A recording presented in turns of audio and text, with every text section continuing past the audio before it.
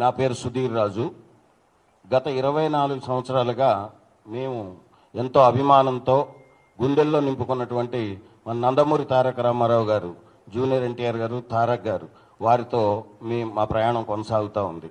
ఒక అభిమానిగా కాదు, ఎంతో ఇష్టపడి, అంటే మమ్మల్ని మేము మార్చుకోవడానికి, మమ్మల్ని రూపుదిద్దుకోవడానికి కూడా నందమూరి తారక రామారావు గారి యొక్క గుణగణాలే మమ్మల్ని మార్చాయి.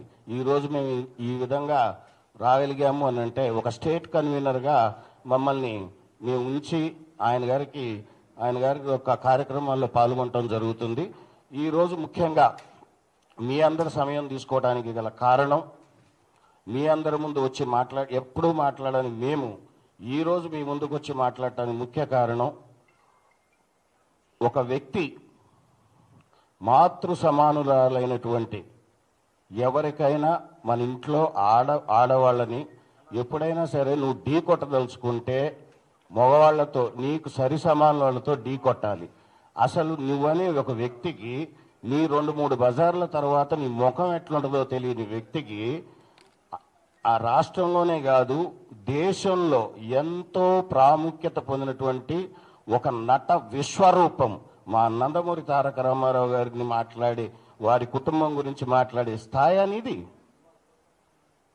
ఆ అమ్మ ఏం చేసింది నీకు? ఆ అమ్మ గురించి ఎందుకు మాట్లాడాల్సి వచ్చింది? ఒక మంచి నటుడిని కన్నది, ఒక మంచి నటుడుగా అతన్ని తీర్చిదిద్దింది, ఒక మంచి కళాకారుడుగా, తెలుగువారి పేరును నిలబెట్టే ఒక కళాకారుడుగా తయారు చేసి ఈరోజు మనందరికి ఇస్తే అది గర్వకారణమా లేకపోతే ఇంకేమన్నా? నువ్వు మాట్లాడేది ఎప్పుడు మాట్లాడుతావా? తెల్లవారుజామున 3ంటికా? సినిమా ఇంకొక గంటలో రిలీజ్ అయ్యేటప్పుడు ఫోన్ చేసి బెదిరిస్తావా? ఎవరిని బెదిరిస్తున్నావు? మా నందమూరి తారక రామారావు గారు మాకు నేర్పించింది ఏంటి అంటే, ఎవరో ఏదో మాట్లాడుతూనే ఉంటారు, మన పని మనం చేసుకుంటూ పోవాలి.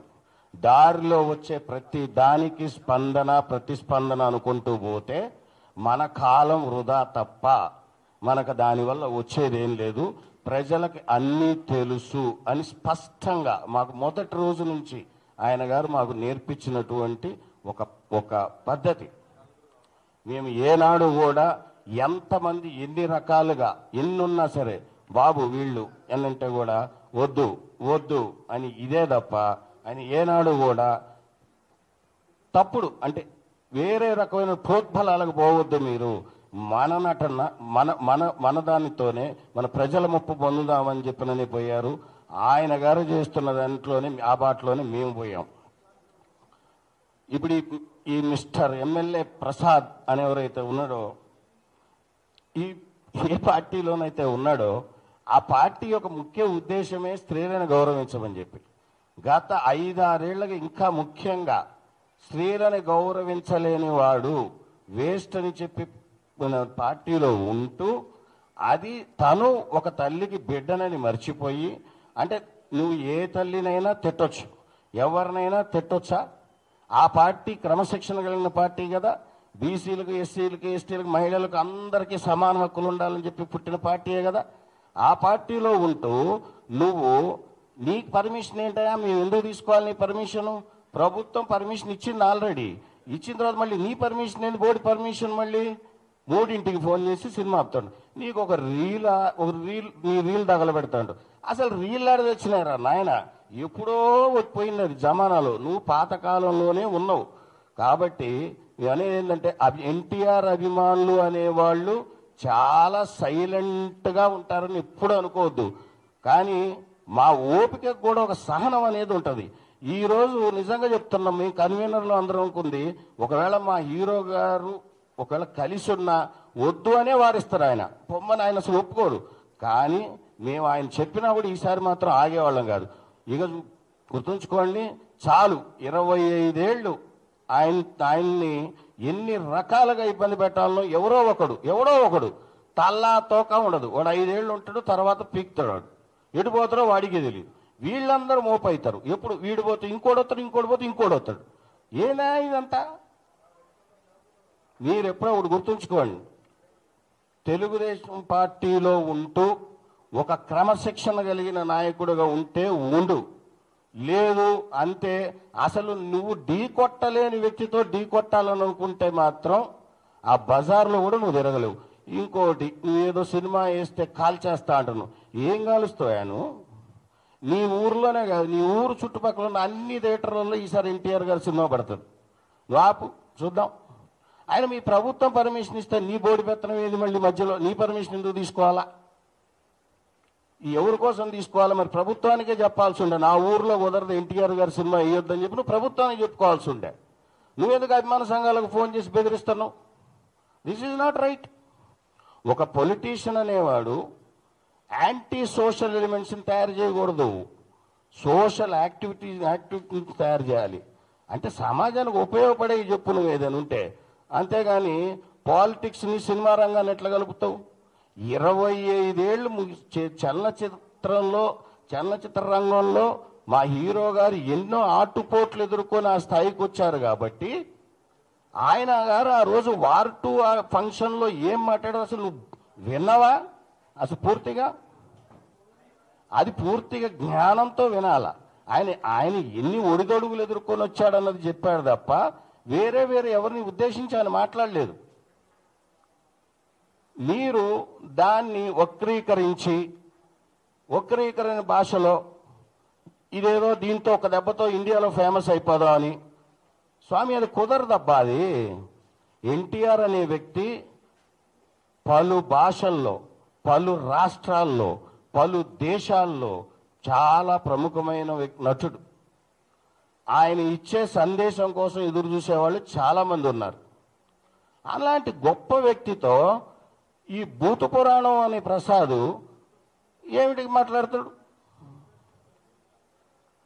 ఇప్పుడు మా అందరం కోరుకునేది ఒకటే అండి, ఈ మిస్టర్ సోకాల్ ప్రసాద్ ఎవరైతే ఎమ్మెల్యే ఉన్నాడో ఆయన గారు ఏదో ముందు మాట్లాడేసి రాత్రిపూట తెల్లారుజామున అది జోష్లో మాట్లాడిండో ఎట మాట్లాడిండో 3 కంటే అది మీరే అర్థం చేసుకోండి.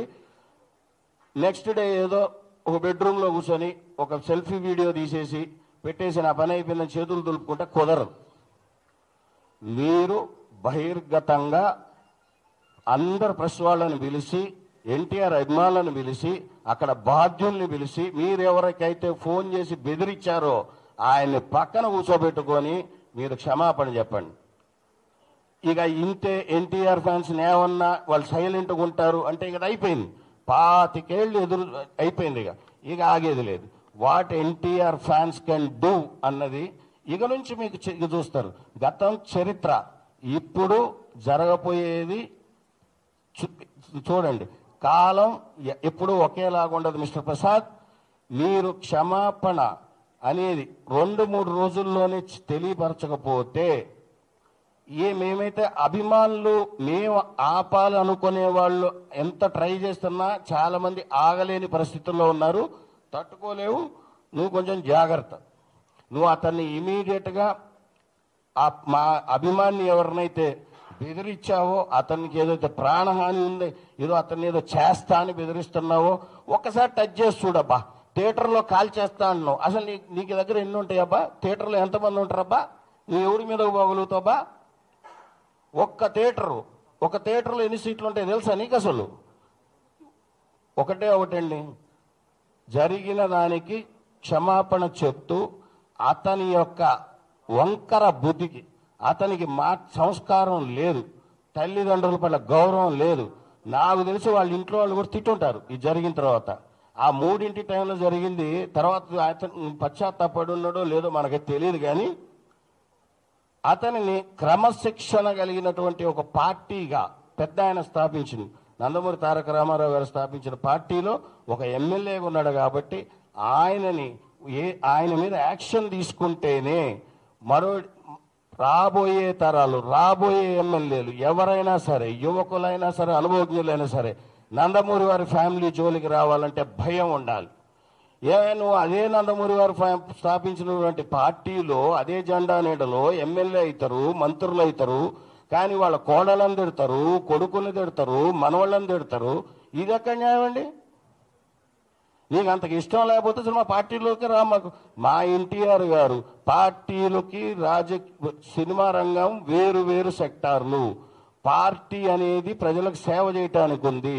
సినిమా రంగం అనేది ప్రజలకి మంచి వినోదం ఇస్తూ మంచి చెడులకు వ్యత్యాసం తెలిపేది సినిమా రంగం. నువ్వు ఈ రెండింటిని ఎట్లా కలుపుతావు? అసలు నీకేం సందర్భం? నీ ఫ్లెక్స్లు ఎందుకు వేయాలి? మాకేం అవసరం? మా హీరో ఫ్లెక్స్లతో మేము వేసుకుంటాం. మా అభిమాన సంఘాల వాళ్ళు మిమ్మల్ని డొనేషన్లు అడుగుతున్నారా? వాళ్ళు కష్టపడి సంపాదించిన దాంట్లో హీరో మీద ఉన్న అభిమానంతో వాళ్ళు తిండి తినక వాళ్ళు ఏదో అభిమానం.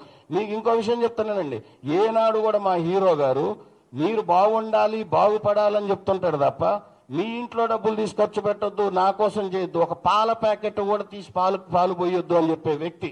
అంత మంచి వ్యక్తిని పట్టుకొని అతని పని అతను చేసుకుంటా పోతా ఉంటుంటే మీరందరూ ఒక చీడ పురుగుల్లాగా మధ్యలో వచ్చేసి ఇందులో భావాలు వేరే వేరే రకమైనటువంటి పదజాలాలు వాడుకుంటూ మొత్తాన్ని సమాజంలో ఉన్న ఒక కల్మషం లేని మనిషి యొక్క జీవితంలోకి అనవసరమైన సంఘటనలన్నీ తీసుకొని వస్తున్నారు. ఇది పూర్తిగా ఖండించదగ్గ విషయం.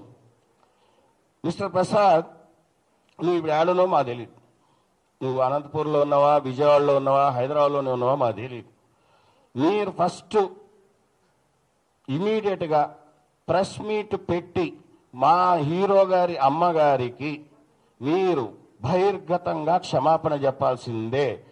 నేను ఒకటి చెప్తున్నా, ఇంకొక చిన్న మాట గుర్తుంచుకో మిస్టర్ ప్రసాద్. అమ్మగారు ఎందుకంటే ఎక్కడైనా ఆమె గారు చూసిన ఆయన ఎక్కడైనా కొడుకుని ఎంత చక్కగా పెంచుకొని మనందరికీ తెలుగు వారికి అందించింది. అలాంటి తల్లిని పట్టుకొని నువ్వు అంత పెద్ద పెద్ద మాటలు ఎట్ట మాట్లాడుతావా? నువ్వు అసలు నీకేం సంబంధం అసలు ఆ కుటుంబంతో మాట్లాడితే మళ్ళీ నేను నందమూరి వాళ్ళ నారా వాళ్ళకి ఫాలోవర్ అని అంటావు. నువ్వు ఫాలోవర్ అయ్యిండి ఆ ఇంట్లో వాళ్ళని తెచ్చుకుంటూ పోతున్నావు నువ్వు. ప్రసాద్, ఈ క్షమాపణ చెప్పండి, లేకపోతే మీకు మా తోటి కన్వీనర్లు మీ అందరూ